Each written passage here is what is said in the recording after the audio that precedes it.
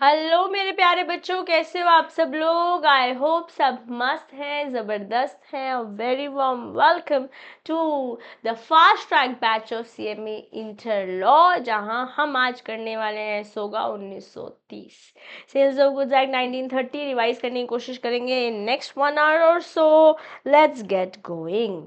Sales of goods act 1930 एक legal framework, एक law का ढांचा हमें देता है in context of all the contracts in regard to sale। पहले सोगा इंडियन कॉन्ट्रैक्ट एक्ट 1872 का ही पार्ट हुआ करता था। यस, बट 1930 में रीअपील हुआ और हमारे पास सोगा 1930 आ गया, अंग्रेजों के ज़माने का ही है। की प्रोविजंस हैं, कैसे कॉन्ट्रैक्ट्स ऑफ सेल बनने वाले हैं, क्या राइट्स हैं, क्या ऑब्लिगेशंस हैं पार्टीज़ की जो इस कॉन्ट्रैक्ट ऑफ सेल में इन्वॉल्व हैं, और क्या रेमेडीज़, क्या उपचार हमारे पास अवेलेबल हैं। ओके, की डेफिनेशन सेक्शन 2, जैसे हमें majority of sections, majority of acts में बता रखा है, सेक्शन 2 में ही डेफिनेशंस होती हैं, वैसी हमको यहाँ दिख रही है। बायर की डेफिनेशन भी सेक्शन 2 में है, सेलर की, गुड्स की, प्राइस की। So let's talk about it. Okay, person buying the goods is the buyer. जैसे किसी ने कोई किताब खरीदी, पेन खरीदा, ये ड्रेस खरीदी, चश्मा खरीदा, it could be anything. Person selling the goods like a grocery store. Okay, goods सिर्फ और सिर्फ मूवेबल गुड्स यहाँ पर आती हैं, और क्या नहीं आता है वो है एक्शनेबल क्लेम्स और money, because both of these be they are, चाहे ये मूवेबल ही क्यों नहीं है, बट ये ट्रांसफर ऑफ प्रॉपर्टी एक्ट में हम बात करते हैं, जो हमारे सिलेबस में अभी के लिए नहीं।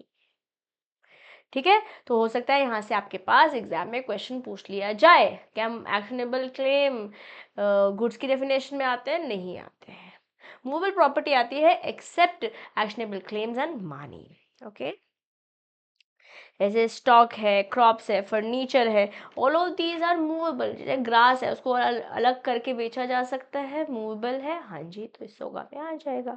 Money consideration is the price, जो पैसे आप देते हो, कंसिडरेशन सेक्शन 2D में जो इंडियन कॉन्ट्रैक्ट एक्ट में पढ़ के हैं। और बढ़िया बात गाइज ये है कि इंडियन पार्टनरशिप एक्ट में भी और यहाँ पर भी सोगा में भी जितनी भी बातचीत हम कर रहे हैं, since both of these were part of Indian contract act 1872 initially, इसलिए जो जो असेंशियल्स या जो हमने बेसिक बातें कॉन्ट्रैक्ट की बोली है, वो यहाँ पर भी वो सारे असेंशियल्स होंगे, तभी कॉन्ट्रैक्ट वैलिड होगा।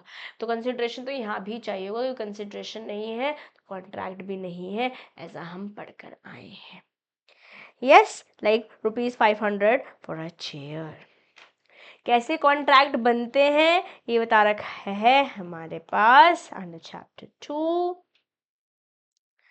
ओके, कैसे बनते हैं कॉन्ट्रैक्ट ऑफ सेल। पहले ऑफर गया, या तो बाय करने के लिए ऑफर गया या सेल करने के लिए ऑफर गया कि मैं आपसे खरीदना चाहता हूँ, 200 रुपये दे दूंगा, या मैं बेचना चाह रहा हूँ 200 रुपये के लिए, कोई लेना चाहेगा क्या।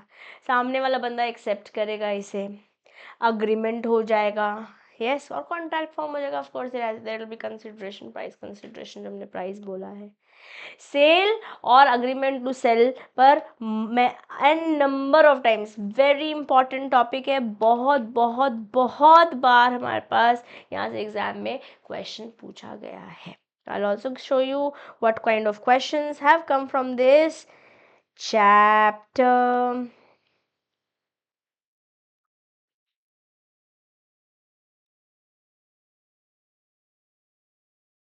तो कोई ये क्वेश्चन बैंक हर एक बच्चे के पास होगा जो मेरे साथ एनरोल्ड है ना।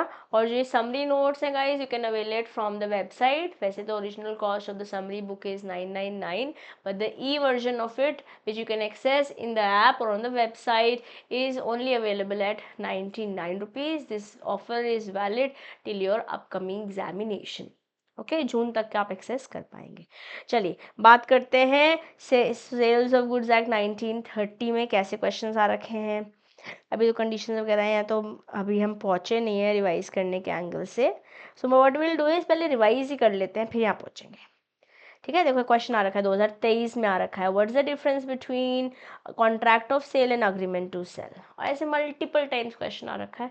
वेरी इंपॉर्टेंट टॉपिक है, बहुत अच्छे से पढ़िएगा। जो लोग क्लास में मेरे साथ रहे हैं उन्होंने नोट्स में के थ्रू भी बहुत अच्छे से चैप्टर पढ़ा है।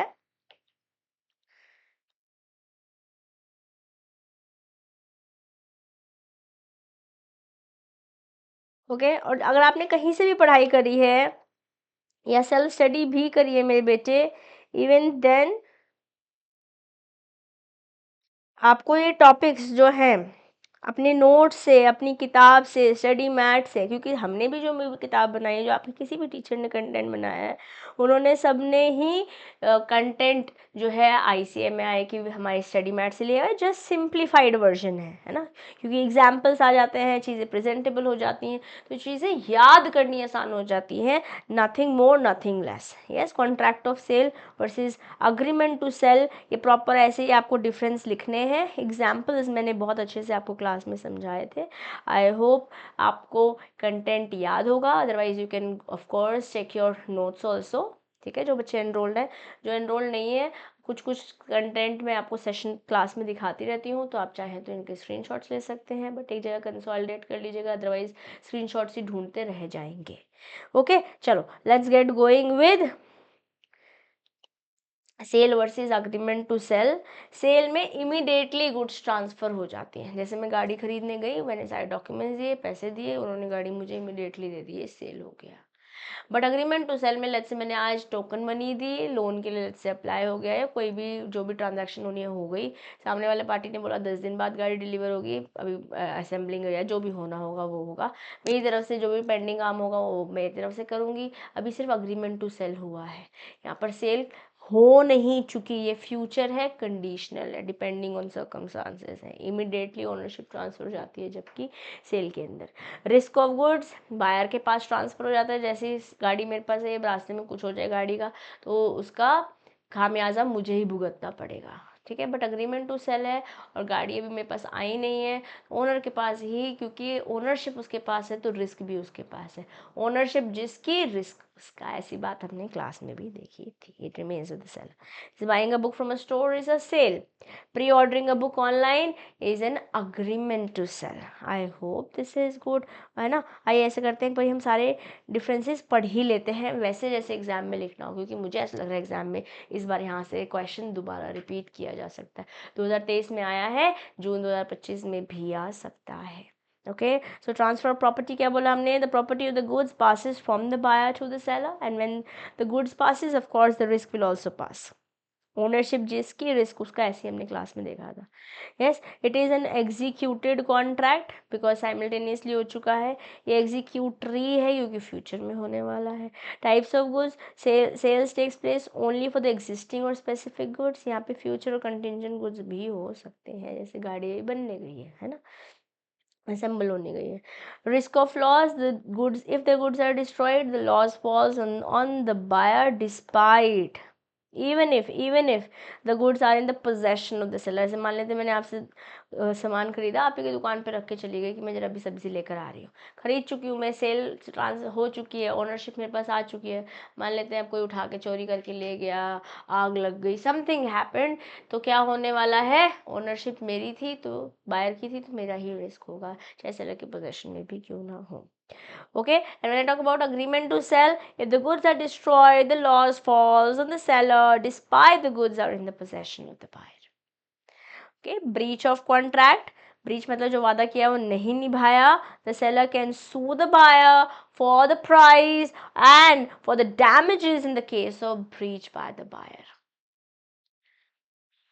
सेलर सू कर सकता है बायर को प्राइस के लिए, अगर पैसे नहीं दिए हैं तो, राइट ऑफ अनपेड सेलर है वो। यहाँ से भी एग्जाम में क्वेश्चन पूछा जा सकता है, बहुत इंपॉर्टेंट टॉपिक है, बहुत अच्छे से हमने क्लास में किया, अभी हम रिवाइज बहुत अच्छे से करेंगे।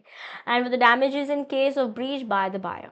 ओके, सेलर सू कर सकता है डैमेजेस के लिए अगर बायर ने ब्रीच किया तो, सिर्फ और सिर्फ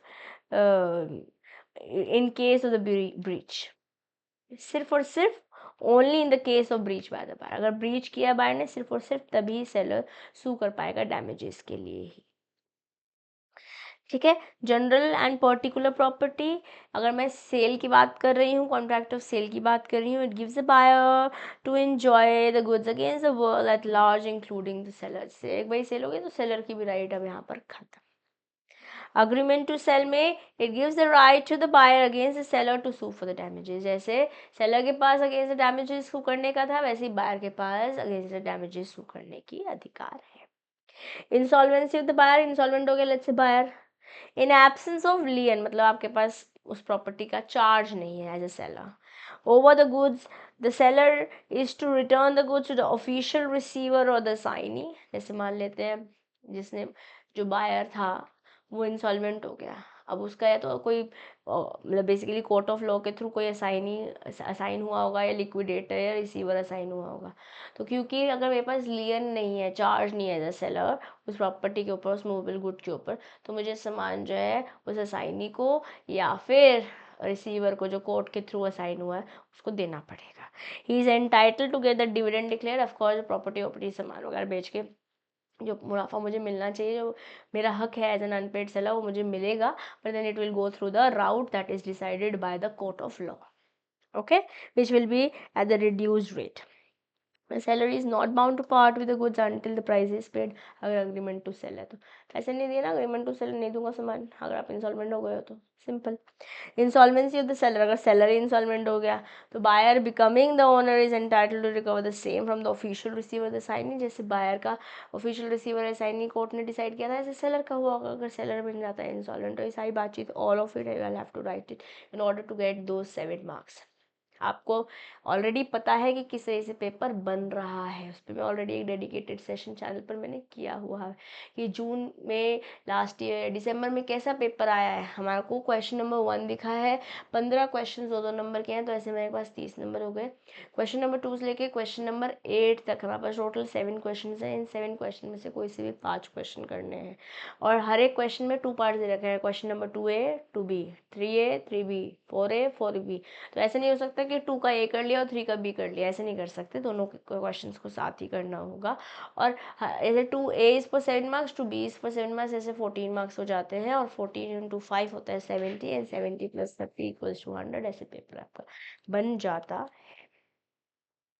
ठीक मेरे बेटे, चलो now let's move forward and talk about conditions of a valid sale। एक सेल को वैलिड सेल होने के लिए क्या होना पड़ेगा, कम से कम 2 पार्टीज होनी पड़ेगी, एक बायर एक सेलर। मैं खुद ही को तो बेचूंगी नहीं, मैं खुद ही से तो खरीदूंगी नहीं।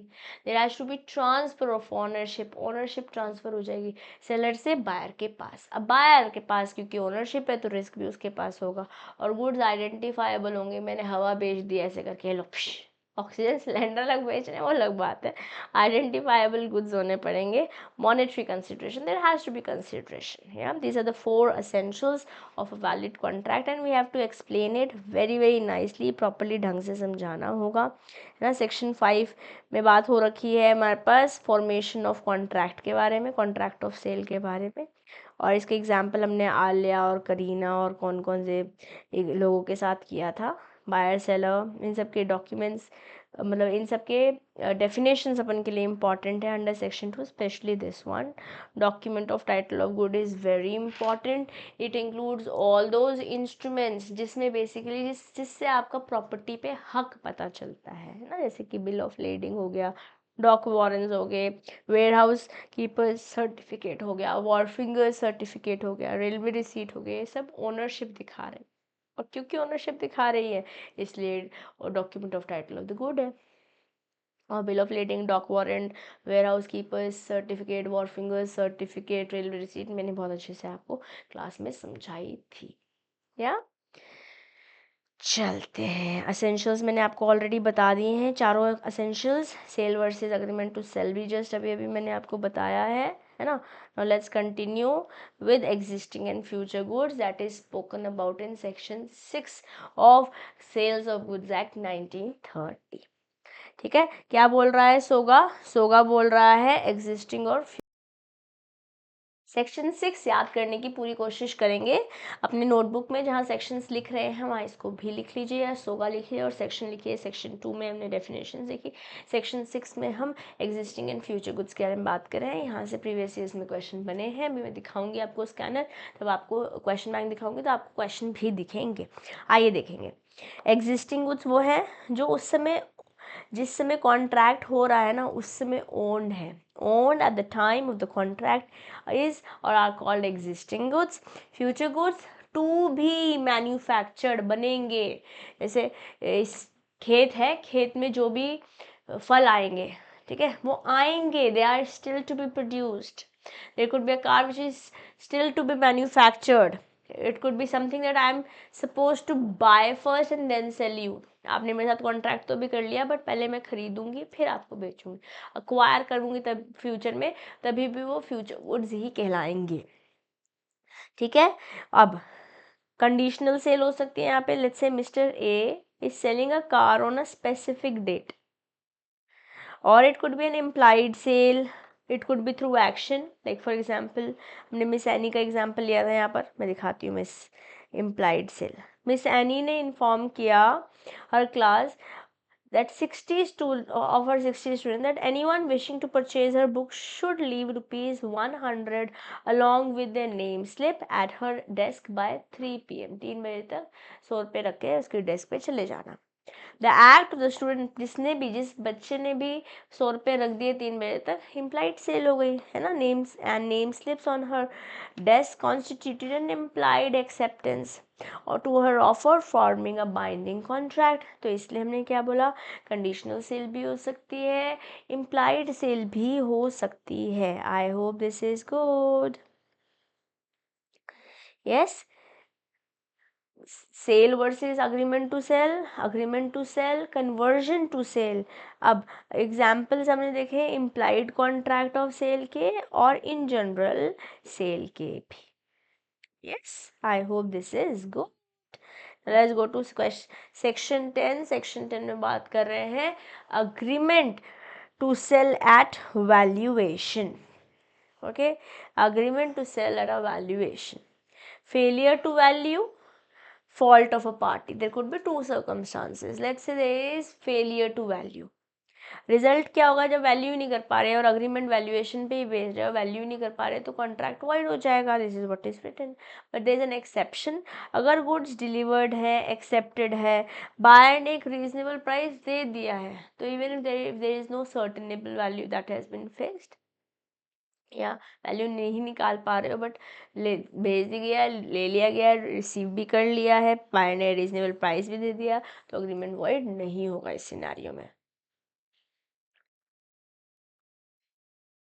ओके, नाउ अगर किसी पार्टी की फॉल्ट है, okay, if the fault prevents valuation, इस किसी बंदे, इन दोनों बायर सेलर में से किसी एक बंदे की प्रॉब्लम या फॉल्ट रही है जिसकी वजह से वैल्यूएशन नहीं हो पा रहा, सेक्शन 10 में हम अग्रीमेंट बाय वैल्यूएशन कर रहे हैं, या agreement to sell at valuation कर रहे हैं।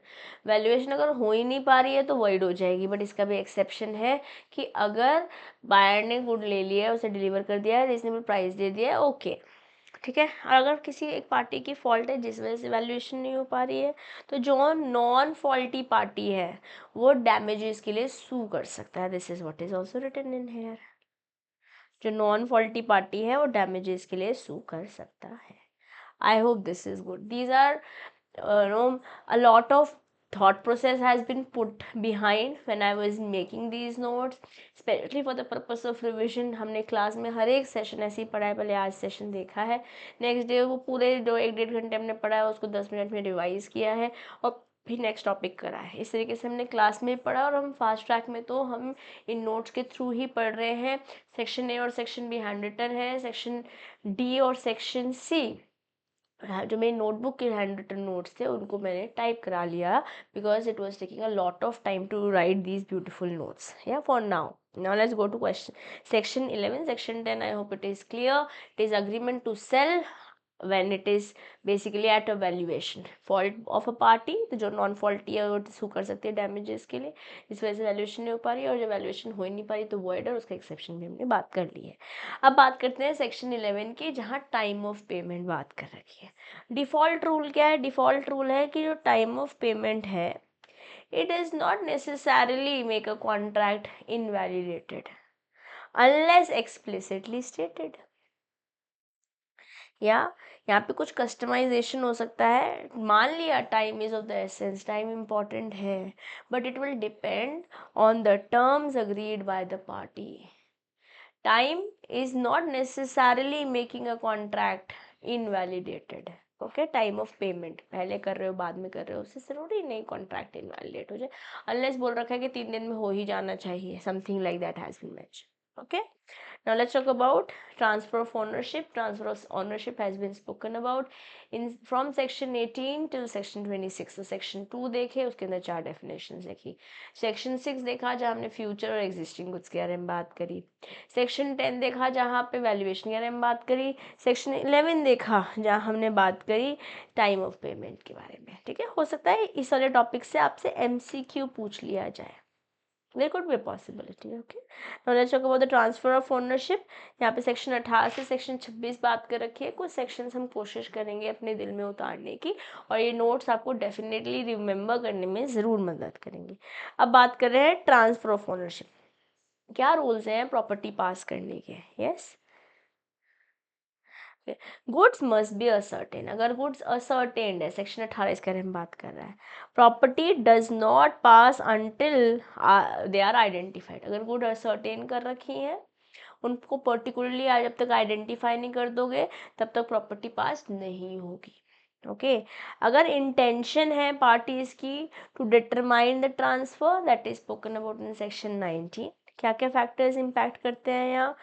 कॉन्ट्रैक्ट का term, conduct of the parties and circumstances. I would like to talk a bit more about these. तो आइए थोड़ा सा मैं इसकी डिटेलिंग में अब आपके साथ जाने वाली हूँ.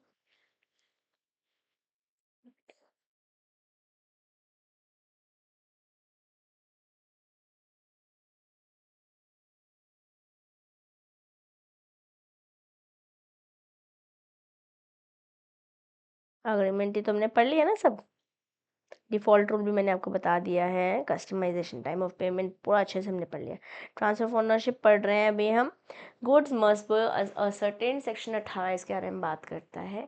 एक कॉन्ट्रैक्ट ऑफ सेल में एक अनअसर्टेन गुड्स हैं, जब तक sale of unascertain goods, the property does not pass जब तक unless and until the goods are ascertain. पहले गुड्स को आइडेंटिफाई करना पड़ेगा. जैसे मान लेते हैं राज ने अग्री किया कि वो 500 किलो राइस लेगा सिमरन के वेयर हाउस से, बट ओनरशिप नहीं जाएगी राज के पास जब तक सिमरन अलग नहीं कर देती.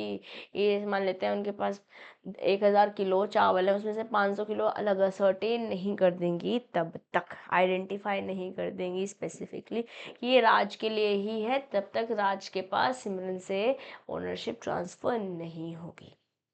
Okay, intention of the parties determine the transfer. Okay, intention बताएगी कि ट्रांसफ़र हुआ है या नहीं. सेक्शन 19 इसके बारे में बात करते हैं. In a contract for sale of specific और certain goods, the property passes at the time both the parties intend to be transfer. दोनों का एजेंडा ये है कि ये 500 किलो मुझे अलग कर देना बेटा, ऐसे बोल देना 500 दो कट्टे अलग कर दो भाई साहब के लिए, तो आइडेंटिफाई कर दिए, असर्टेन कर दिए. इंटेंशन दोनों का, सामने वाले पार्टी का है खरीदने का, आपका वाले you as a seller as an intention to cell.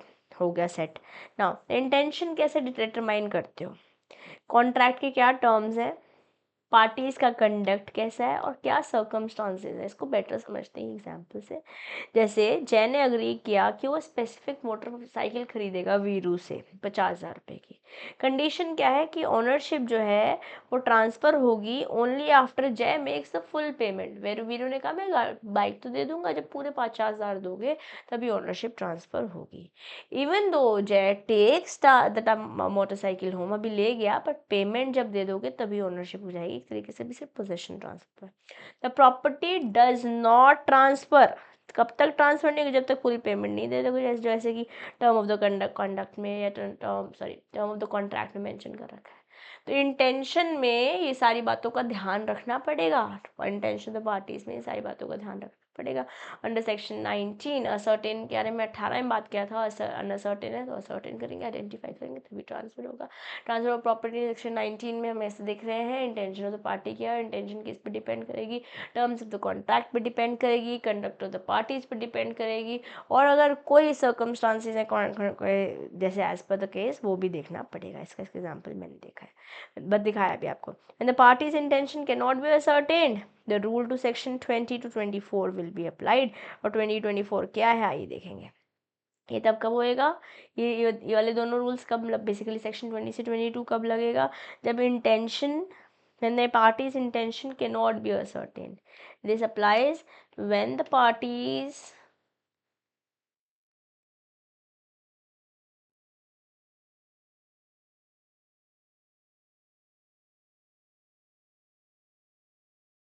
intention can't be ascertained. Section 18 से सेक्शन 24 बात करता है ट्रांसफर ऑफ ओनरशिप के बारे में, एक इम्पॉर्टेंट टॉपिक है, ठीक है। तो सेक्शन 20 क्या बोल रहा है, goods in a deliverable state, property passes at contract creation if conditional. जैसे सामान बनना है, कोई बेड बनना है, ठीक है, जैसे ही बना डिलीवरेबल स्टेट में रेडी हो गया, प्रॉपर्टी पास हो जाएगी, जैसे जैसे कॉन्ट्रैक्ट बना था।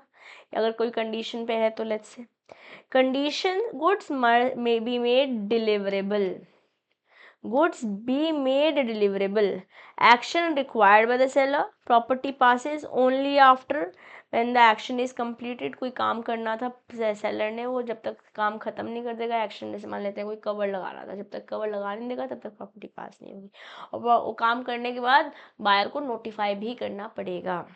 ओके था सेक्शन 21।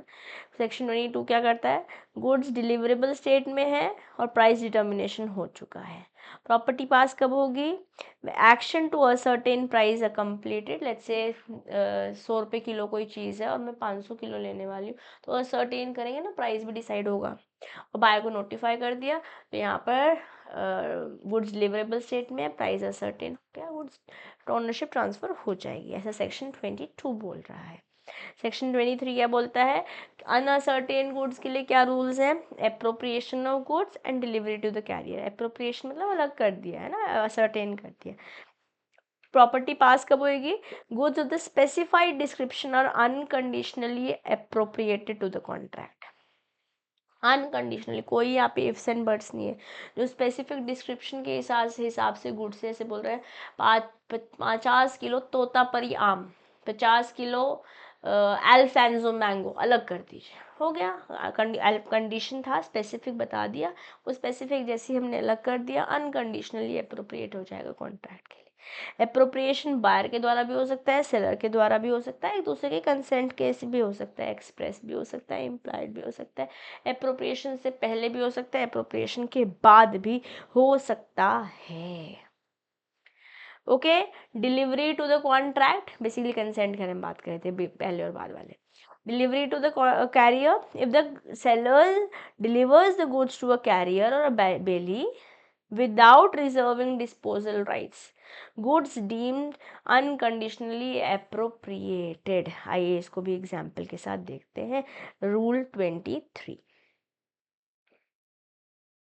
देखो हमने क्या बोला, बिट्टू ने 100 किलो मैंगोज लिए गुत्थी से, स्पेसिफाई करा कि वो पर्टिकुलर वैरायटी, जैसे मैंने तोतापरी अल्फांसो एग्जाम्पल लिया, गुत्थी ने 100 किलो सिलेक्ट कर लिए specified mangoes from the stock, PACS them, Bittu ने नाम लिख दिया मतलब बिट्टू का नाम लिख दिया उस पर, और इन्फॉर्म कर दिया कि भैया रेडी है डिस्पैच के लिए। एक बार Bittu agrees to this agreement, ownership जो है वो पास होगी, इवन इफ डिलीवरी चाहे बाद में भी हो, इवन इफ डिलीवरी चाहे बाद में भी हो। तो अप्रोप्रिएशन तो माँ क्लियर है, appropriation of good is not a problem, चाहे दोनों बायर के कंसेंट से हो, सेलर के से हो, दोनों के से हो, पहले हो बाद में हो, this is not a problem. जो हम जिसके एग्जाम्पल में पर्टिकुलरली आपको बताना चाहिए वो है डिलीवरी टू द कैरियर। एक सिनेरियो है, एक सेलर है मुंबई में, उसने अग्री किया कि वो एक बैच बेचेगा हैंडमेड रजाइयों का, क्विल्स का, एक बायर को दिल्ली में।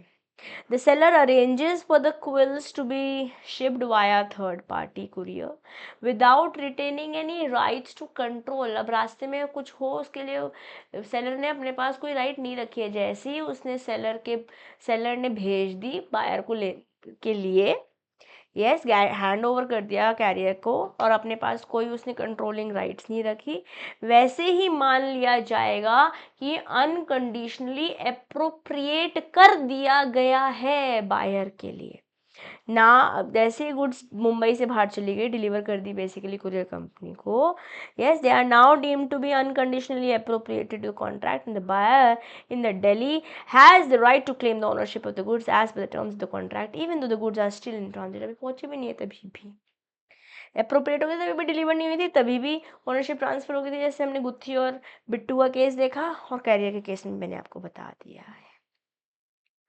ओके मेरे बेटे, आई hope this is from section 18 से सेक्शन 24 अब क्लियर है आपको। ठीक है। सेक्शन जो आपका 23 है, इसमें थोड़ा सा एफर्ट आपको ज़्यादा लगाना होगा, है ना। सिंपल है वैसे तो content, but yes of course you have to make sure कि अगर क्वेश्चन एग्जाम में आता है तो ढंग से आपको लिखना होगा। Now let's talk about section 24। Section 24 में बता रही हूँ गुड्स ऑन अप्रूवल और सेल और return. Now buyers action signifies approval और एक्सेप्टेंस। प्रॉपर्टी कैसे पास होगी, जैसे जैसे मान लेते हैं सामान मैंने बनाया, आपको भेजा, आपने कहा कि हाँ चलो दिखने में सही लग रहा है, आपने एक्सेप्ट कर लिया, वैसे इमीडिएटली ट्रांसफर हो गया। ठीक है। Adopt the transaction property passes upon any act implying transaction adoption. अगर ट्रांजैक्शन अडॉप्ट कर रहे हैं, जहाँ पर कोई भी एक्शन ऐसा लग रहा है कि ट्रांजैक्शन अडॉप्ट कर रहे हैं, वैसी प्रॉपर्टी पास हो जाएगी।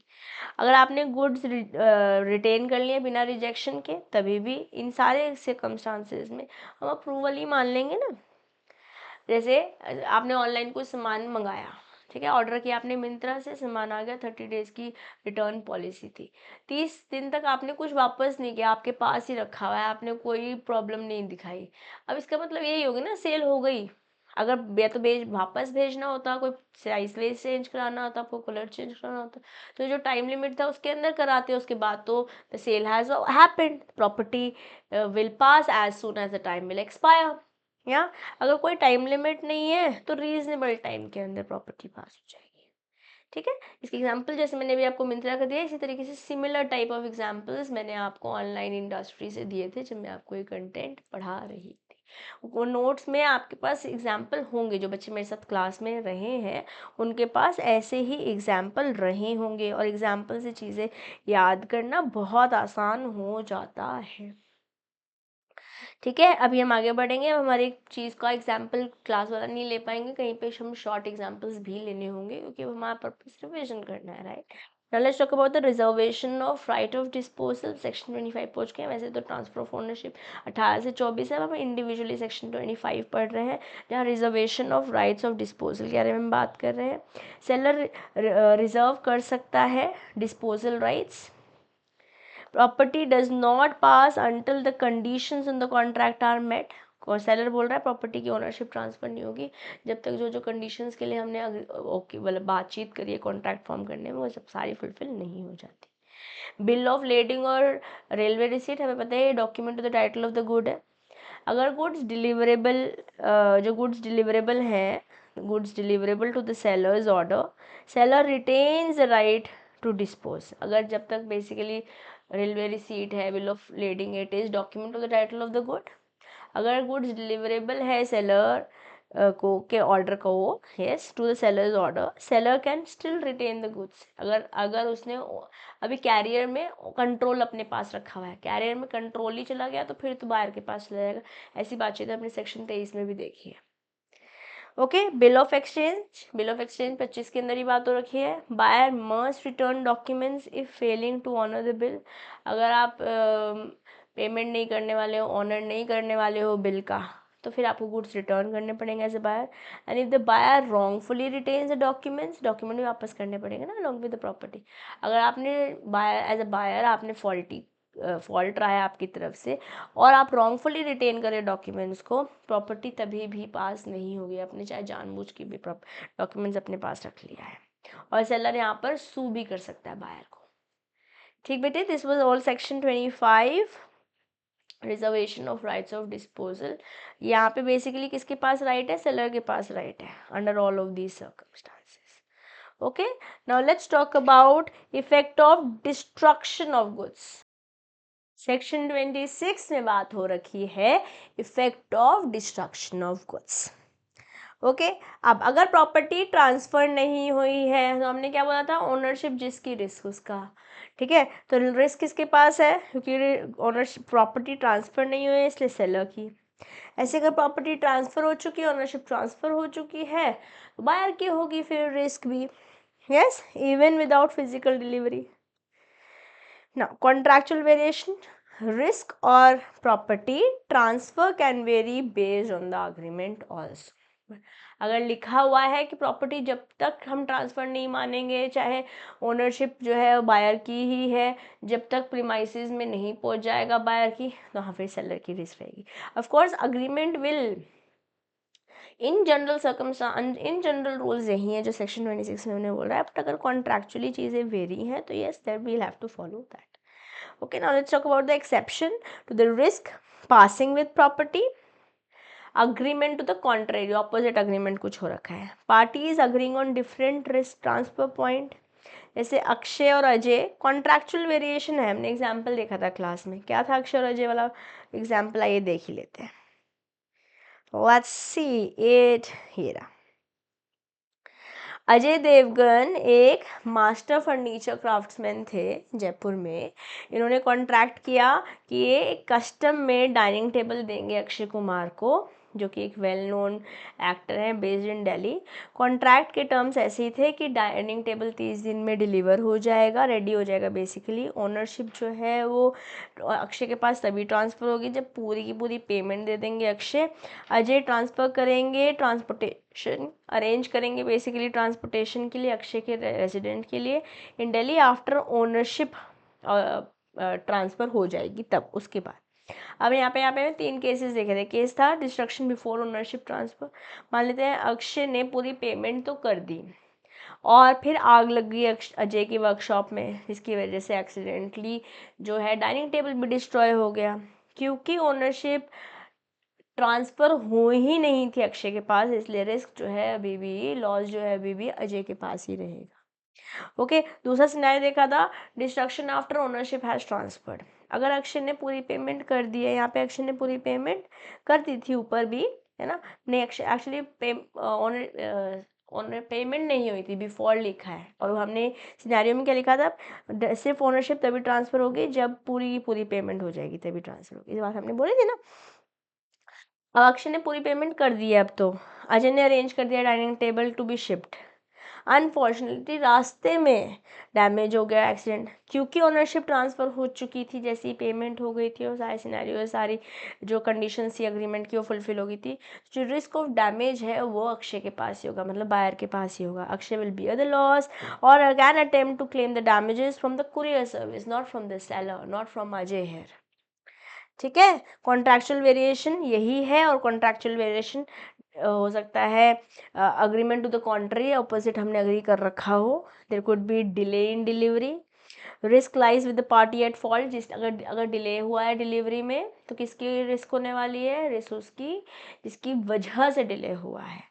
Trade customs, risk follows trade customs not section 26. अगर किसी तरीके के बिजनेस में यही तरीका है कि सेलर का ही है या बायर का ही है रिस्क, तो फिर वो फॉलो करा जाएगा किसी पर्टिकुलर कस्टमर सेक्टर में. Separation of risk and property, जहाँ risk and property transfer can be separated by agreement, तो हम वो फॉलो करेंगे. ठीक है, I hope these are the exceptions section 26 carries. I hope this is all good. Now let's talk about transfer of the title by non owner of the goods. आप owner ही नहीं है good के और आप transfer कर रहे हैं title. यहाँ पे लीगल मैक्सिम है नेमो दैट क्वैड नॉन हैबैत. और आप देखिए ये क्वेश्चन ना आया हुआ है प्रीवियस ईयर्स में. देखें ज़रा कहाँ पढ़ा हमने इसके बारे में.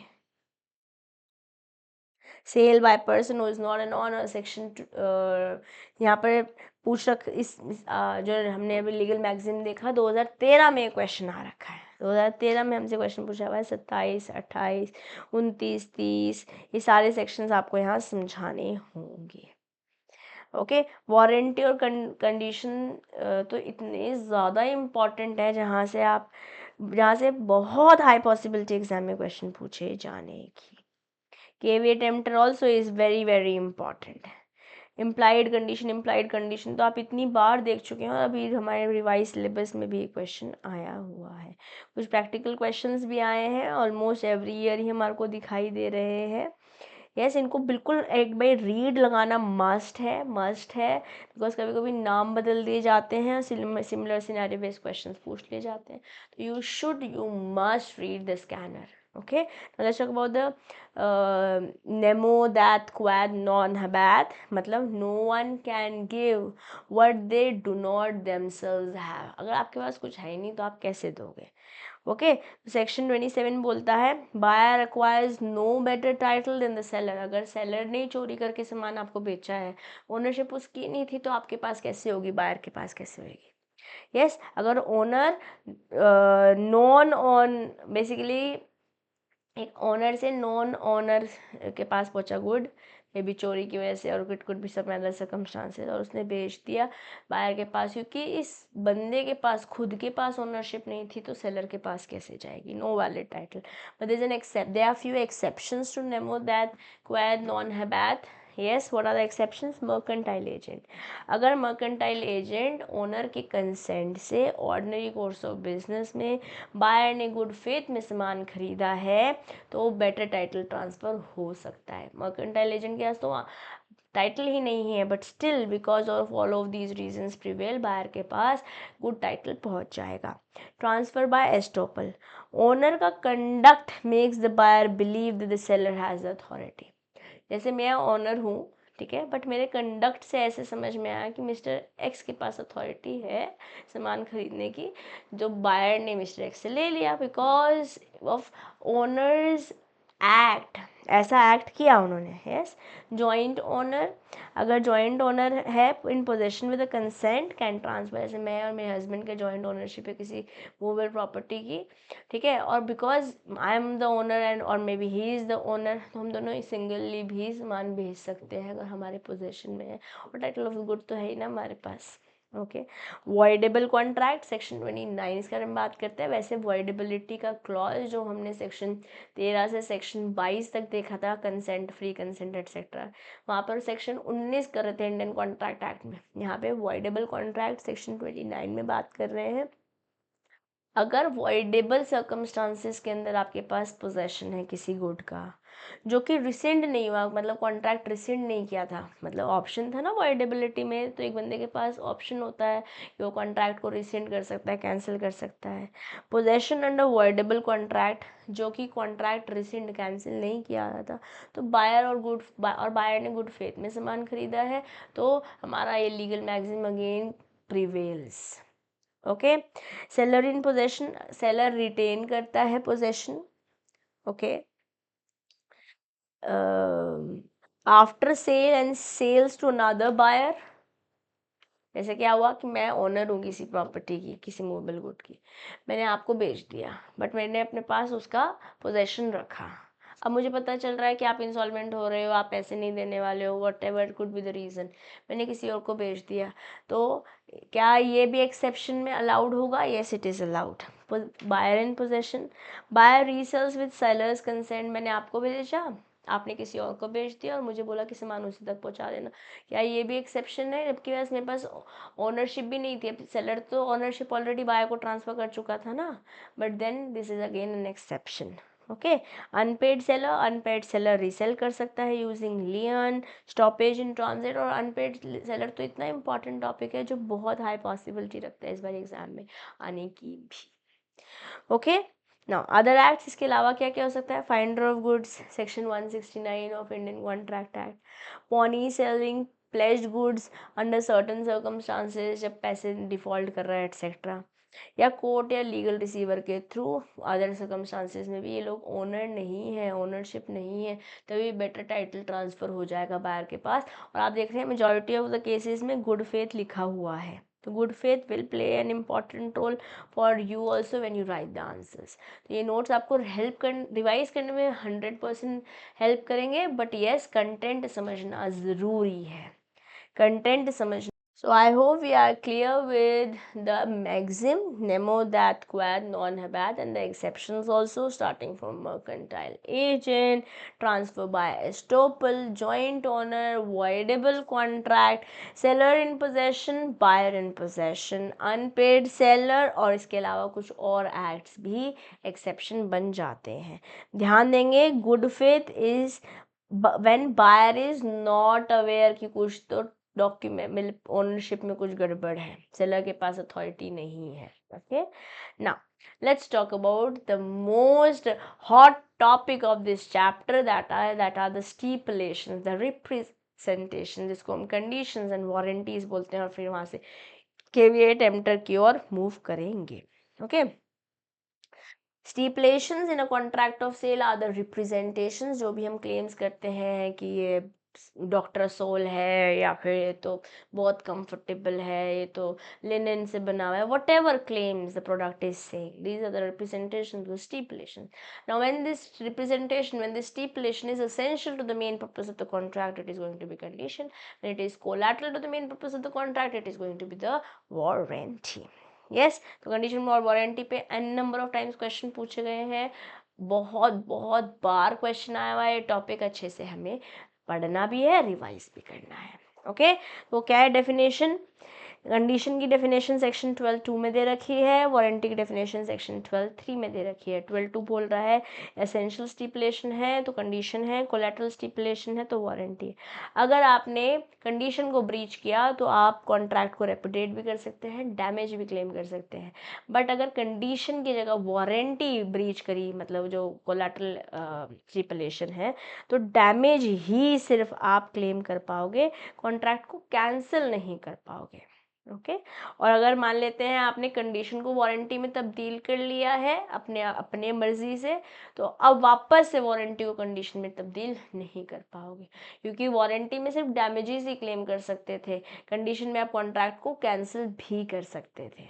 Yes, now what are the conditions turning into warranty? किन किन सिनेरियोज में कंडीशंस वारंटी में कन्वर्ट हो जाते हैं? जब condition to be fulfilled by the seller, ऐसा सिनेरियो है तो बायर वेव कर सकता है या ट्रीट कर सकता है इस कंडीशन को वारंटी जैसे. अगर जो कंडीशंस थी, जो बेसिकली आपने सेलर को बोला कि ये करवा दोगे, फिक्स कर दोगे, तो आई डोंट माइंड, मुझे फिर कॉन्ट्रैक्ट को कैंसिल नहीं करना है, आप ठीक करके दे दीजिए, वैसे कर दीजिए जो मेरे पर्पस को रिजॉल्व कर रहा है, तो आपने इस कंडीशन को वारंटी जैसे ट्रीट कर लिया है. जबकि स्टार्टिंग में आपने इसे कंडीशन ही बोला था, मतलब ये एसेंशियल ही था, बट आपने इस एसेंशियल को कोलैटरल में कन्वर्ट कर लिया, तो yes, this can have this is a way through which condition can be converted into warranty. Okay, non सेवरेबल contract, सेवरेबल मतलब जिसको अलग नहीं किया जा सकता है, नॉन सेवरेबल कॉन्ट्रैक्ट है और बायर ने एक्सेप्ट कर लिया है गुड को. Breach of condition treated as breach of warranty. Again, कोई प्रोडक्ट था जिसमें आधी बात फुलफिल हो रही है, आधी बात फुलफिल नहीं हो रही. जो आधी बात फुलफिल नहीं हो रही और कहीं ना कहीं इस प्रोडक्ट को अलग नहीं किया जा सकता है, और बायर ने एक्सेप्ट कर लिया कि कुछ चीज़ों को फिक्स कर लो, तो I am okay with it, तो फिर अगेन डैमेज के लिए सू किया जा सकता है. कॉन्ट्रैक्ट रेपुटेट नहीं करोगे और कंडीशन जो है वारंटी में तब्दील हो गई है. ओके, इम्पॉसिबिलिटी बाय लॉ, अगर लॉ ही मतलब बेसिकली लॉ की वजह से आप काम नहीं कर पा रहे हो, कोई रेमेडी अवेलेबल नहीं है unless specified by the contract. Law he main purpose को सफाइज नहीं कर पा रही है ना, तो उसको फिर हम वारंटी जैसे ही मानेंगे, unless and until it is contract में सब प्रॉपरली लिखा हुआ ही है कि ये सब कुछ तो फॉलो होना ही पड़ेगा. Okay, now let's talk about the remedies for the breach of conditions. अगर कंडीशन फुलफिल नहीं करी है तो कॉन्ट्रैक्ट को रेपुटेट भी कर सकते हैं और डैमेजेस के लिए सू भी कर सकते हैं. तो पहले तो आप रिफंड ले लीजिए, गुड को रिजेक्ट कर दीजिए, this is one of the remedy available. और अगर आप ये कर रहे हैं, रिफंड कर दे, फिर तो पैसे मिल ही जाएंगे ना, गुड ही आपने नहीं रखा है तो फिर फिक्स नहीं कराओगे आप, because this was the main purpose of the contract. Yes, when the condition is breached. अब आप कंडीशन तो ब्रीच हो गई बट कॉन्ट्रैक्ट आपने रेपुटेट नहीं किया. अब करो कैसे? जब आपने कंडीशन को वारंटी जैसे ट्रीट मान लिया, सिर्फ आपने डैमेज क्लेम कर लिया, ऐसे चीज़ों को फिक्स कर दो. I don't mind, I don't want to repudiate the contract, I don't want to cancel the contract, ऐसे बाहर बोल रहा है. कोई भी रेमेडी नहीं है when the condition fulfilment is impossible by law, जैसे हमने यहाँ पर भी देखा, लास्ट वाले ब्लॉक में भी देखा था. ठीक है, now let's talk about the consequences of the breach of warranty. I hope यहाँ तक बातें आप रिकैप कर पा रहे हैं. अगर आप मेरे लॉन्ग टर्म बैच स्टूडेंट हैं तो अपने नोट्स एक बार देखते जाइए ताकि आपको एग्जाम्पल्स रिकैप आते रहे. अगर आपने कहीं और से पढ़ाई करी है या सेल्फ स्टडी करी है तो अपनी बुक खोल लीजिए ताकि आप वो टॉपिक से रिलेटेड बातचीत साथ साथ पढ़ते चले जाएं, या फिर अभी रिवाइज करने के बाद 2 घंटे स्पेंड कीजिएगा अपने कंटेंट के साथ, ताकि आप 100% इस चैप्टर के साथ वेल वर्स हो पाए। Okay, now let's talk about the consequences of the breach of warranty. आप डैमेजेस क्लेम कर सकते हो अगर वारंटी ब्रीच हुई। आप गुड्स को रिजेक्ट नहीं कर पाओगे, कॉन्ट्रैक्ट को रेपुडेट नहीं कर पाओगे, कोई रेमेडी नहीं है। अगर इम्पॉसिबल बाय लॉ है तो कंडीशन में भी नहीं थी, कंडीशन को फिर भी हम वारंटी जैसे ट्रीट कर दे रहे थे यहाँ पर, और कोई ऑप्शन भी अवेलेबल नहीं होगा। Okay, now this is again a very very important topic, very important topic to the power infinity. Multiple attempts में क्वेश्चन आया हुआ है, फिर से भी पूछा जा सकता है। We are going to start from section 14, 15, 16, 17। We are going to talk all about it. Okay, चलो सेक्शन 14 से चालू करते हैं। Condition as to the title of the good, this is an implied condition कि आपके पास टाइटल है, आप सामान बेच रहे हो, तो हम ऐसा मान रहे हैं कि आप अधिकारी हो सामान को बेचने के लिए। Implied the seller will have the right to sell. Sale by description, क्योंकि डिस्क्रिप्शन में लिखा है, आप बोल रहे हो कि नया टाइपराइटर है, डिस्क्राइब ये कर रहा है कि वेज है, तो जो बोला है वो फुलफिल होना चाहिए।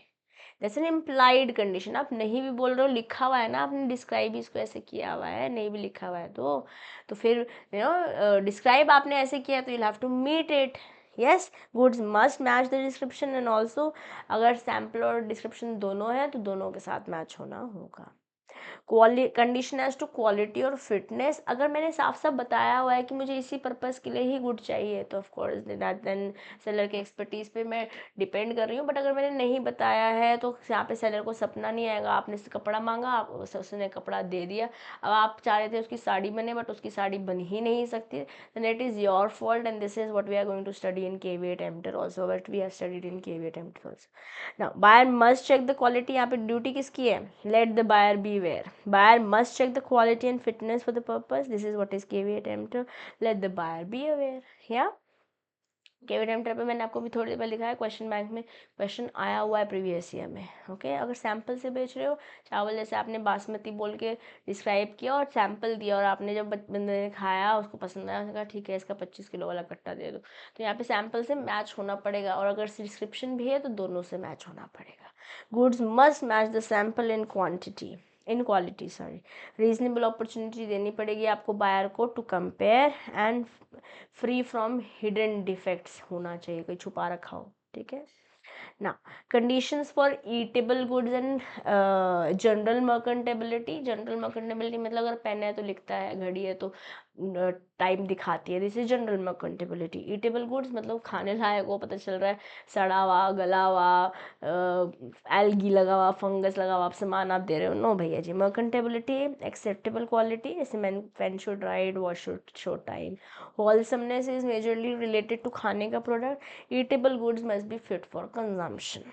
Okay, these are the implied conditions starting from section 14, 15, 16, 17। फिर 14 के अंदर हमने फिर हमने ईटेबल गुड्स और मर्केंटेबिलिटी के बारे में बात करी है। Now let's talk about implied warranty. ऊपर 14 ये देखा था टाइटल वाला, 14B 14C देखेंगे इम्प्लाइड वारंटी के अंदर। फिर 16 बात करेंगे क्वालिटी और फिटनेस के बारे में, जो हमने यहाँ पर भी देखा था, बस यहाँ पे हम 15 नहीं देख रहे। और फिर हमने 14 जैसे यहाँ बात करी थी, सिर्फ 14 ए बोला था, हमने 14B और 14C इम्प्लाइड वारंटी में देखा है।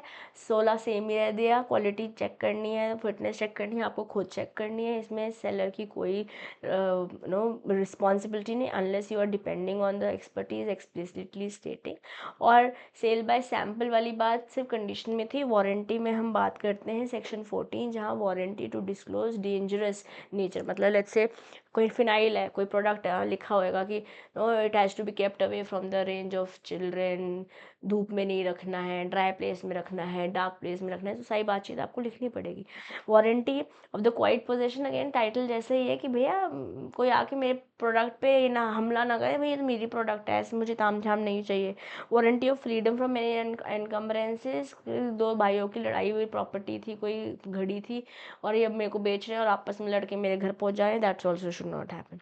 Warranty as to quality of fitness by usage of trade, जैसे अगर जूते हैं तो चल रहे होंगे, बट अगर पर्टिकुलरली आपको ट्रैकिंग के लिए जूते चाहिए तो या तो आपको बताना पड़ेगा, या फिर अगर आप अपने खुद की एक्सपर्टीज पे देख रहे हो तो आपको खुद चेक करनी पड़ेगी quality, otherwise caveat emptor apply करेगा। Yes, so I hope it is all good. Now let's talk about doctrine of caveat emptor. Guys, just next 15-20 minutes will be sorted, okay? So stay with me. Doctrine of caveat emptor बोलता है let the buyer beware. Buyer की duty है कि quality check करे, fitness check करे, जो उसको चाहिए वो उसके साथ मैच हो रही हो। Buyer's duty to check the quality and the fitness of the goods, no warranty unless explicitly stated. अब साफ साफ बोला है कि मुझे इसी पर्पज़ के लिए चाहिए, मुझे गाड़ी लेनी है पहाड़ों पे जाने के लिए, तो अकॉर्डिंगली ही मिलेगी। फिर नहीं दे रहे हैं तो देन इट इज़ द गलती ऑफ द सेलर। ओके, यहाँ पे एक केस लो है, केस लो याद करना चाहिए। हिंट मैंने यहाँ पर आपको पिग्स बनाकर दिए हैं ना। Buyer must check goods, no warranty if the goods are defective. Basically pigs खरीदे थे ना यहाँ पर वॉर्ड एंड हॉब के केस लॉ में। Let me just try to show it.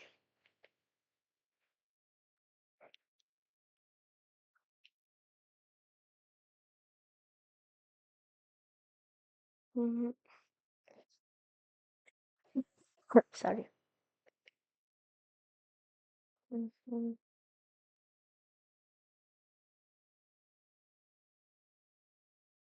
देखो बहुत बहुत मेहनत होती है ये नोट्स बनाने में गाइस, है ना।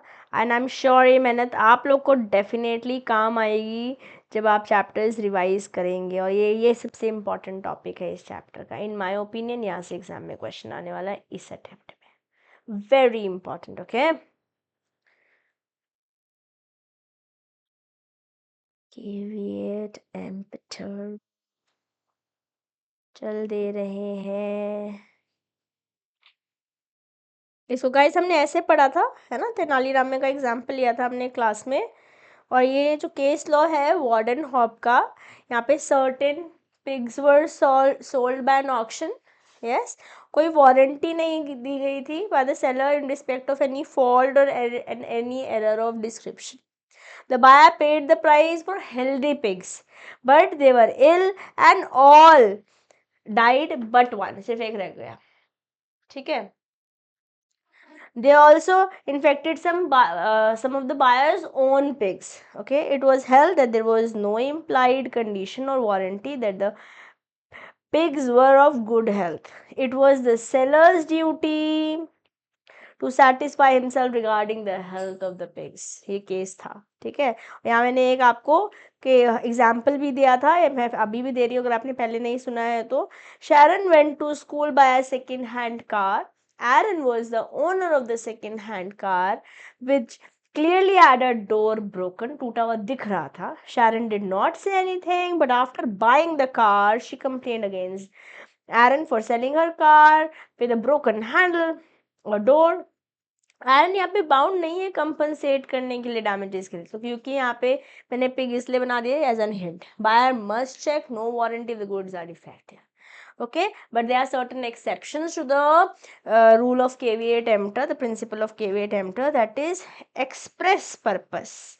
या सामने वाले बंदे ने बता ही दिया है कि मुझे जूते जो है ना ट्रैकिंग के लिए चाहिए, तो एक्सप्रेस बता दिया ना। वो आप जूते जो वॉकिंग के लिए है, जिम के लिए है, रनिंग के लिए है, बट ट्रैकिंग के लिए नहीं है तो नहीं है।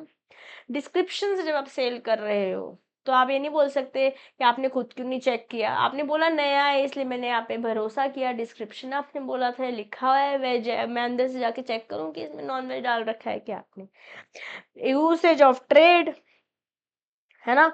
यूसेज ऑफ ट्रेड अगर ऐसा है कि लेट्स से मरकुरी डलता है किसी चीज में, तो आपने वही डाला होएगा, आप कुछ और डाल दे रहे हैं ना। How will I get to know about it. Yes, यहाँ पे और एक्सप्रेस वारंटी, जहाँ पर कंडीशन तो नहीं है वो जिस जो रिक्वायरमेंट है, जो स्टिपुलेशन है, जो रिप्रेजेंटेशन, बट कोलैटरल है और एक्सप्रेस करी है वहाँ पर हमने, तो ये भी एक्सेप्शन है टू द कॉन्ट्रैक्ट और to the principle of caveat emptor. बहुत इंपॉर्टेंट, वेरी वेरी इंपॉर्टेंट, इस तरीके से हमारे कंटेंट में इसे दिया हुआ है, जिसको याद करने के लिए मैंने ये आपके लिए प्रेजेंटेबल नोट्स लेकर आई हुई हूँ मैं, और इसको हमने समझने से पहले या यहाँ देखने से पहले हमने इसको सिंपल तरीके से देखा भी था। ओके अगर बायर का पर्पस आपको पता है, गुड की क्वालिटी मर्केंटेबल होनी चाहिए, यूसेज ऑफ ट्रेड अगर वैसा ही है, तो again you have to use that, right. वहाँ पर केवेट एम्प्टर के भरोसे सेलर जो है छोड़ नहीं सकता है बायर को। Okay now let's talk about the performance of contract. यहाँ पे सेक्शन 31 से लेकर सेक्शन 44 तक हम बातचीत करते हैं। ओके सेक्शन 31 में बोला है कि क्या ड्यूटी है सेलर की और बायर की। सेलर की ड्यूटी है कि वो गुड्स को डिलीवर कर दे, बायर की ड्यूटी है कि वो गुड्स जब डिलीवर हो गए तो उसे एक्सेप्ट करे और उसकी पेमेंट भी करे as per the terms of the contract. Section 32 बोलता है पेमेंट एंड डिलीवरी जो है कॉन्करेंट कंडीशंस है अनलेस अदरवाइज अग्रीड। अगर कुछ और तरीके से अग्रीमेंट हो रखा है कि पेमेंट बाद में करेंगे, then of course will apply that, otherwise जैसे ही डिलीवर करोगे वैसे ही पेमेंट होनी चाहिए simultaneously. Mode of delivery actual भी हो सकती है, सिंबॉलिक भी हो सकती है, कंस्ट्रक्टिव भी हो सकती है। Now effect of part delivery, अगर पार्ट डिलीवरी हुई है it may signify the delivery of the whole is intended. मतलब अगर 10 किलो में से 7 किलो आ गया है तो 3 किलो भी आ जाएगा, ऐसा ऐसा इंटेंशन, ऐसा अज्यूम किया जा रहा है, but not otherwise. buyer to apply for delivery, seller is not bound to deliver the goods unless the buyer requested। अब फर्नीचर लेने गए, फर्नीचर में आपने फर्नीचर सेलर वाले ने बोला कि ये 50,000 रुपये का बेड है, आपने ले लिया। अब it is your duty unless you otherwise have already talked about it to take that good to your house. Okay तो ये इंपॉर्टेंट सेक्शन है सेक्शन 35। सेक्शन 36 बात करता है रूल्स फॉर डिलीवरी के बारे में। सेक्शन पे थोड़ा सा तवज्जो दीजिएगा, थोड़ा सा एफर्ट लगाइएगा, क्योंकि ये पूरी बातचीत जो है परफॉर्मेंस ऑफ कॉन्ट्रैक्ट रिलेटेड है। अगर आप पे 7 नंबर का क्वेश्चन आ गया तो सेक्शंस आपसे आपको ज़्यादा नंबर फेच करने में मदद करेंगे और ये चार्ट्स आपको सेक्शंस याद करने में मदद करेंगे। रूल 36 बात करता है रूल फॉर डिलीवरी। डिलीवरी जो है वो रीजनेबल आवर में होनी चाहिए, रात को 2 बजे नॉक नॉक करके बोल रहा हूँ सामान ले लो, एंड इन रीजनेबल क्वांटिटी होनी चाहिए as with the terms and conditions of the contract होनी चाहिए। Instalment delivery, buyer is not bound to accept delivery in instalment unless agreed. ये थोड़ा सा ऐसे दे देंगे, थोड़ा सा ऐसे देंगे, थोड़ा सा दे देंगे, ऐसे कॉन्ट्रैक्ट हो रखा है तो ठीक है, अदरवाइज पार्ट्स में डिलीवरी एक्सेप्ट नहीं करना चाहता बायर तो नहीं करेगा। डिलीवरी टू द कैरियर और द वॉरफिंगर्स, ट्रांजिट करते हुए वाटरवेज या फिर किसी और वे से भेज रहे हैं तो it will constitute delivery to the buyer itself. और यहाँ पे जैसे हमने क्विल्ट वाला एग्जांपल देखा था, बायर बॉम्बे वाले सेलर ने अपना कंट्रोल छोड़ दिया था तो फिर ओनरशिप जो है वो बायर की हो जाएगी।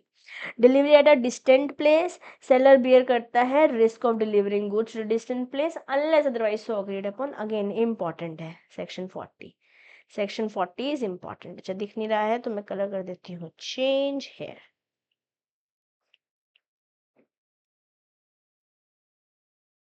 ओके दिख ही नहीं रहा है मुझे तो गायब हो जा रहा है। ओके एनीवेज सेक्शन 41 बात करते हैं buyer's right to examine the good. Buyer की राइट है कि वो एग्जामिन करे, यही तो हमने पीछे पिग वाले केस में देखा था, warden hop. yes buyers has the right to examine the goods before acceptance to confirm conformity with the contract। okay section 42 acceptance के बारे में बात करता है। buyer is deemed to have accepted the goods, अगर उसने नोटिफाई कर दिया अपनी acceptance if, यहाँ ठीक है बढ़िया पहुंच गया मेरे पास सामान, that inconsistently with seller's ownership, they return goods with beyond a reasonable time। 1 महीने का डिलीवरी रिटर्न टाइम था, उसके बाद आपने रख लिया तो हम मान लेंगे ना आपने एक्सेप्ट कर लिया। Return of rejected goods, buyer is not obligated to return rejected goods. जैसे आपने बोल दिया कि मुझे नहीं चाहिए तो सेलर भेजते ना, मिंत्रा वाले भेजते ना सामान वापस लेके जाने के लिए। Okay but must notify the seller, वे मेरे को नहीं पसंद, I want to return it. Okay now buyer's liability for refusal to take delivery, Now, buyer is liable for the losses or the reasonable charges if they neglect or refuse to take delivery when the seller is ready and willing to deliver. जैसे Swiggy का example मैंने आपको Indian contract act में भी बताया था, है ना. आपने डिलीवरी करने की कोशिश करी थी, बट अगर आप नहीं ले रहे हो, हम तो खाना बना चुके हैं, हमारे पैसे लग चुके हैं, हम तो देने आए हैं, आप एक्सेप्ट नहीं कर रहे हो, पेमेंट आपको देनी पड़ेगी. ओके, चलो, now let's go to the next topic. Section 37.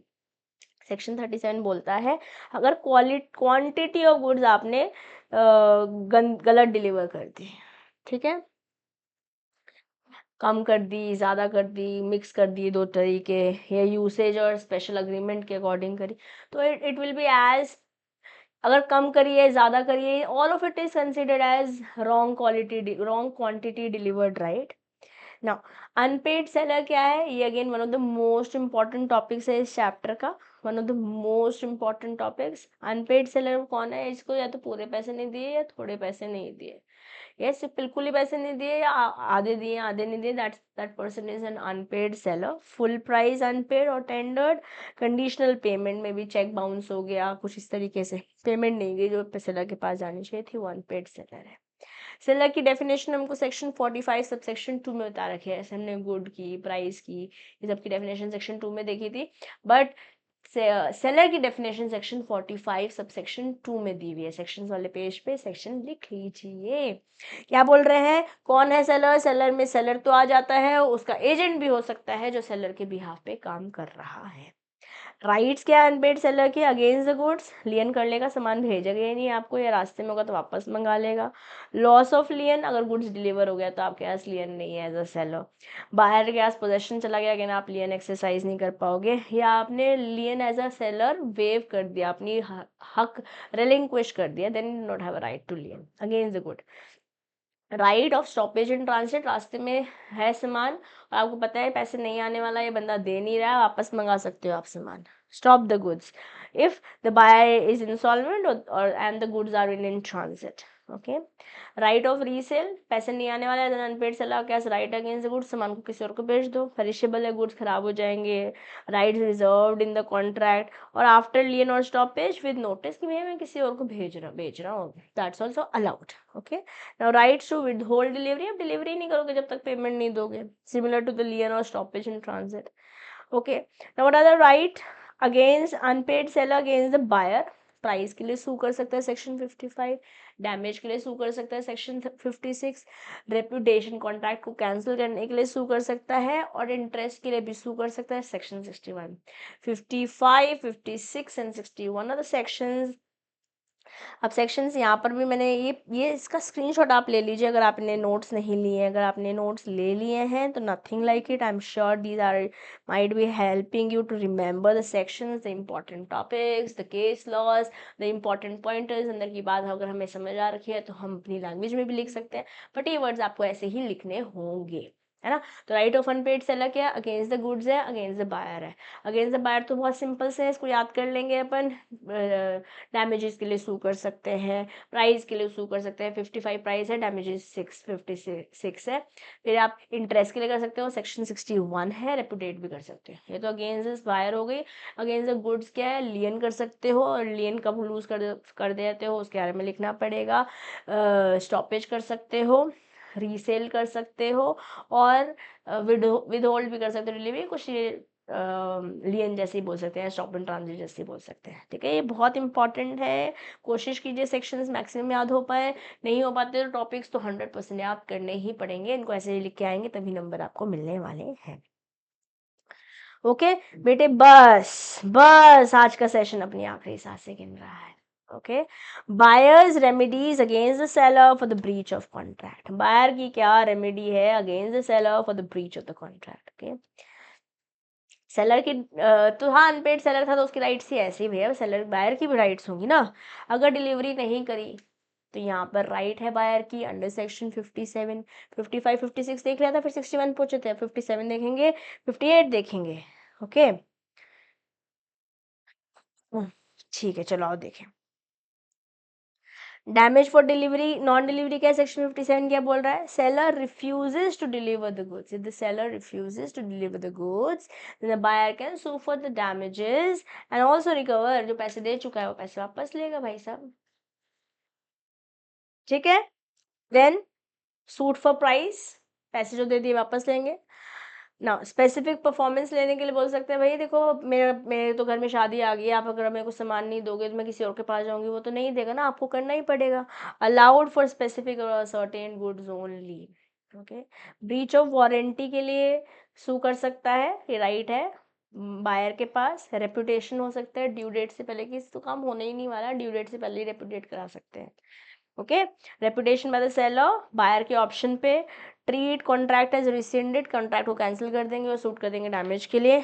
Wait until the delivery date, और फिर सू कर दो नॉन परफॉर्मेंस के लिए, दोनों ही ऑप्शन है आपके पास। ड्यू डेट तक वेट करना है, उससे पहले ही कैंसिल कर देना है, but then you have to communicate with the seller. और इंटरेस्ट के लिए भी सू कर सकते हो।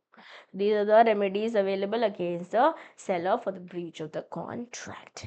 Okay. Now let's talk about the auction sale as a last topic. Okay, auction sale. Auction sale somehow मेरे नोट्स में आया नहीं है, मैंने लिखा था, शायद कुछ टेक प्रॉब्लम हो गई होगी, तो कोई दिक्कत नहीं है, हम ऑक्शन सेल यहाँ से कर लेते हैं, ओके। यहाँ से रिवाइज कर लेते हैं। सेक्शन 64 इसके बारे में बात करता है। सेक्शन 64 आउटलाइन करता है कुछ स्पेसिफिक रूल्स, जो सेल्स जब हम ऑक्शन के थ्रू करते हैं तो वहाँ पर कैसे काम रहता है, कैसे फॉलो होता है। सेपरेट कॉन्ट्रैक्ट फॉर लॉट्स, एक सिनेरियो लेते हैं। कंपनी ने ऑक्शन किया, मल्टीपल आइटम जैसे फर्नीचर बेच रहे हैं, व्हीकल्स बेच रहे हैं, इलेक्ट्रॉनिक्स बेच रहे हैं सेपरेट लॉट्स में।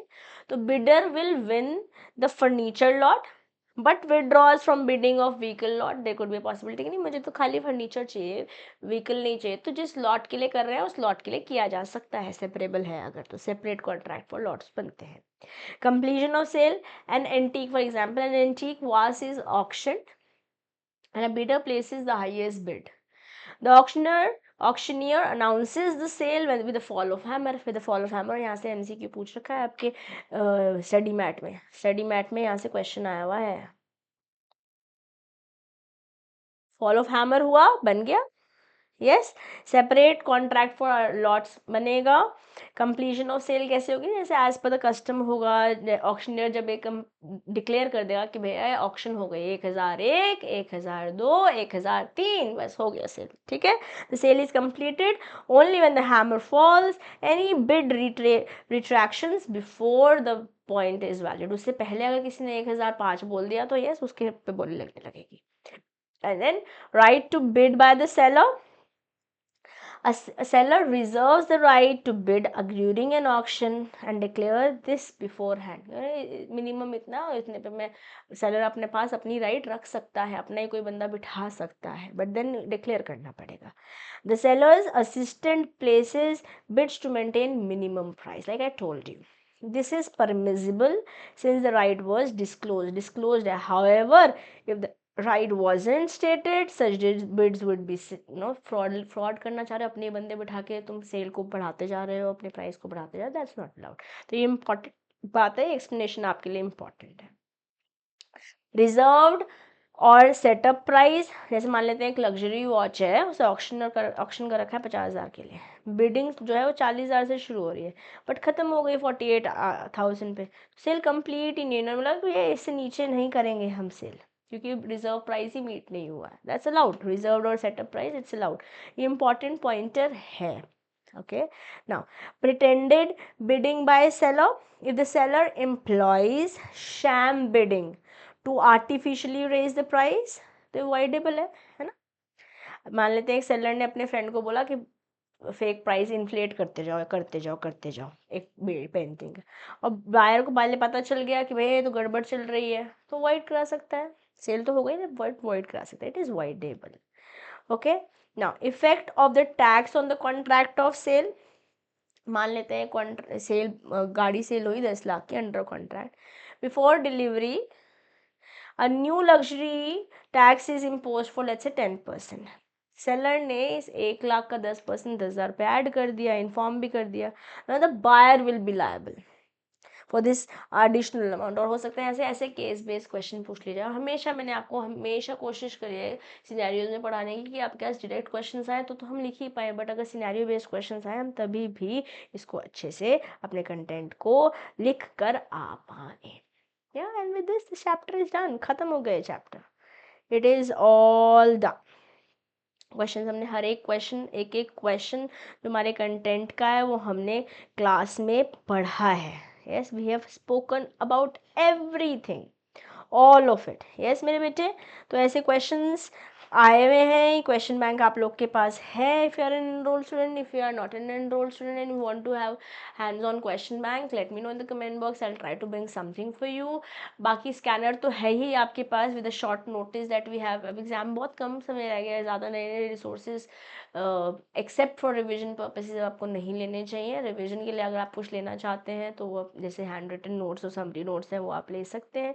बाकी मैक्सिमम जो आप ले सकते हैं वो स्कैनर्स हैं या आरटीपीज है, नया कंटेंट, क्योंकि इस समय नया कंटेंट आप नहीं पढ़ना चाहिए। इस समय बस अब एग्जाम की तैयारी हो रही है। This is all relevant for June 2025 attempt paper exam. जो दिसंबर दे रहे हैं, बाद में दे रहे हैं और वो फास्ट ट्रैक के थ्रू रिवाइज कर रहे हैं, पहली बार पढ़ रहे हैं, then you have ample amount of time, आप लोग बाकी रिसोर्सेज को भी देख सकते हैं। बट जो अभी 10-15-20 दिन में आपके पेपर ही हैं, अभी आपका फोकस होना चाहिए जो आपके पास रिसोर्सेज है, मैक्सिमम आप ये रिविजन नोट्स ले सकते हैं। These are available from the website. Okay, now I will take your leave, I will see you in the next session जहाँ हम बात करेंगे एनआई एक्ट। लगभग 1.5-2 घंटे वहाँ देंगे और एनआई एक्ट करेंगे नेक्स्ट सेशन में। खत्म। अभी ले रही हूँ मैं आपसे अलविदा, तब तक पढ़ते रहो, बढ़ते रहो। This is your friend and your teacher CMA Disha Dua, signing off for today. Bye bye.